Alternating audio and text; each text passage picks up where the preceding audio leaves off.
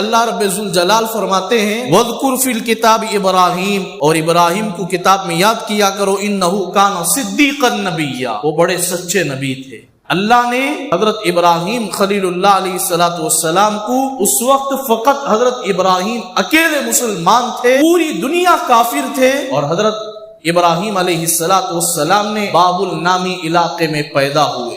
حضرت ابراہیم علیہ السلام کے پیدا ہونے سے پہلے دشمنان اسلام میں ایسی عام تھی کہ لوگ خون خرابے میں زیادتی اور جھوٹ تجارت میں زیادہ تھی۔ اللہ نے تجارت میں جھوٹ بولنے پر قرآن میں لعنت کی، اور نمرود کی بہت زیادہ ظلم و ستم تھی۔ حضرت ابراہیم علیہ السلام جب پیدا ہوئے اس سے چند دن پہلے نمرود نے خواب میں دیکھے آسمان سے ایک ستارہ، بہت بڑا ستارہ، بہت خوبصورت ستارہ زمین کی طرف اترتا ہے، اور وہ خواب میں بہت زیادہ ڈرا ہوا۔ خواب کی